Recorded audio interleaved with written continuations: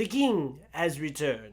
Hello, I'm Ryan Donato. Hello, welcome back to another Hard Review. Today I'm here to talk about Ari Aster's new movie, Beau is Afraid, and this time he is teaming up with Joaquin Phoenix. This movie is a 3-hour-long epic. He said it was like his Jewish Lord of the Rings, kind of gave me comedic vibes from what I heard about it. I really didn't even watch the trailer, but obviously it's Ari Aster, so it might be scary, it's going to be stressful, it's going to be traumatic in a lot of ways, and it's going to be great, and it's going to be original. I just talked about my Renfield review, how I'm so happy we are getting movies that are original now after March being like Creed 3, Scream 6, John Wick 4, Shazam 2, and this is being made by an actual filmmaker. Ari Aster's fantastic. Burst onto the scene with Hereditary, which I recently rewatched and I loved it. It was the first time I rewatched it since 2018, and I always avoided rewatching because I was like, oh, well, it's a hard movie to watch. It's so brutal, disturbing that I don't want to watch it. It's very effective. It's great. 5 out of 5. I love it, but I don't really find myself being like, you know what I'm in the mood for? Absolute torture. But Toni Collette is fantastic in that movie. There's some imagery that sticks with me to this day, and that ending is absolutely fantastic. Hereditary, love it. I went back and rewatched Midsummer as well. This is Florence Pugh's awesome performance in this movie. Jack Reynor is in it as well. 30 minutes longer than Hereditary, but I feel like it's justified. You get more of the family trauma here that you got in the first movie. This one's a lot more awkward, at least I feel like. But it's also funnier than the first movie, and I don't think it's more scary, but I think that the story is better. Also, I will give the slight edge to Florence Pugh's performance over Toni Collette's performance, because I think at the end of the day, that's really what it comes down to, is which iconic, strong female lead performance do you like more, and those are two of the best of the 2010s. So if you ask me, Midsummer over Hereditary, but it's like real close. You're splitting hairs there. Same thing with Midsummer that I had with Hereditary, where it's hard to rewatch. It's my third time watching the movie, and I just don't want to watch it because it's just so miserable and uncomfortable. But this past rewatch of these two movies were absolutely fantastic. I also went back and watched The Strange Thing About the Johnsons, and I think Manchuria, something like that. I don't know,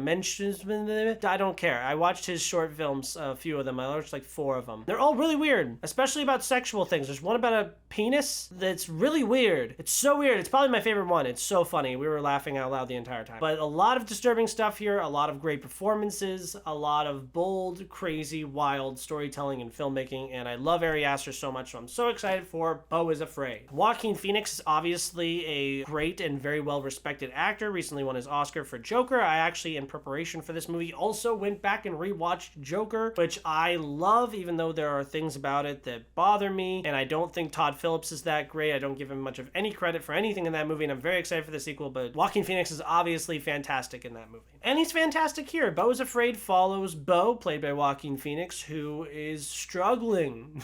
His life is really hard, and he's got some issues with his mother, who recently passed away. And the journey to try to get to her funeral is just terrifying. This movie is wild and weird and crazy and traumatic and stressful, but also really funny. I think this is a very niche movie, because I watched the press screening. It was press and public at the Regal Point Orlando IMAX. It was beautiful. The movie looks gorgeous. Comedic moments would happen in the movie, and I do think that the main intent of this movie is to make people laugh. I mean, I do think that the exploration into the trauma of losing a parent that you had such a in-depth relationship with is also a focus, but this is not a horror movie. People who are expecting Hereditary or even Midsummer are going to be disappointed, because this movie's intention is not to scare you out of your seat, even though it is very scary at times, but it's more like stressful, and it's more like I'm insecure and like this situation is just making me really uncomfortable kind of a thing. But there's a lot of humor in this movie, a really dark humor, and I noticed when these moments would happen in the movie, it wasn't like an eruptus audience laughter like you'd find in Grown Ups 2, if there is any laughs in that movie. It's more like there's like 3 people scattered around the theater who are dying laughing. This is the funniest movie in the world to 3 out of 100 people. And I don't mean that as a diss. That's fine. Not every movie has to be a crowd pleaser that checks all the boxes and is a 4-quadrant blockbuster so that everyone loves it and you can sell as many tickets as possible and play it in as many movie houses and keep it in theaters theaters for very long and sell action figures. It's okay to make a movie that's weird and crazy and personal and original and uncomfortable for some viewers. I'm not surprised about the mixed responses that we're getting to this movie. Some people are hating on it, and then you have people quote tweeting them being like, this is how you know it's gonna slap. Yeah, for the audience of Ari Aster who actually likes him and not just likes him because they like Florence Pugh or because they like horror movies, you're going to really enjoy this movie, I feel. Especially this is one that you're going to be rewarded on multiple watches. I watched this movie and I was like, wow, I really like the craftsmanship here, I really like the intent, and I really like the ambition. I would like to rewatch it, but I just can't see myself going, you know what?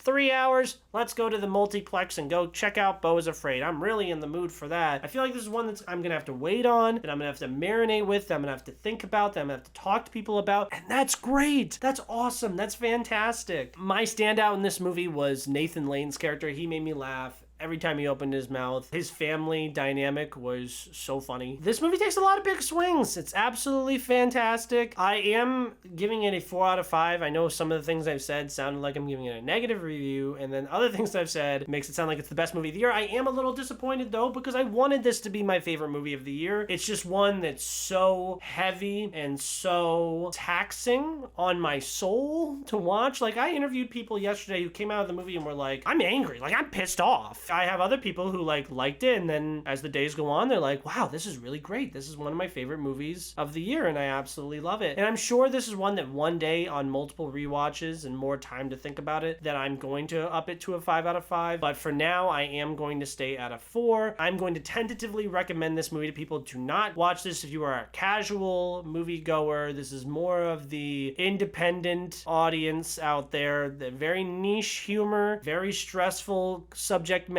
Ari Aster definitely has some kind of sexual issues with his mother. After watching this movie and after watching Hereditary and then a little bit of Midsommar, but especially his shorts too, like, this is a sexual deviant of a man, and a man who has very weird relationship with his mother. If these are movies that are very personal, which it feels very personal, and if it's not personal, wow, I'm impressed. There's so many little details in this movie that I'm like, did someone just make this up, or is this this is real? This feels real. Visually gorgeous, great performance from Joaquin Phoenix. I will say it's my third favorite Ari Aster movie, and it's my third favorite lead performance from an Ari Aster movie. I think Joaquin Phoenix is great, but there's a lot of it where he's just like,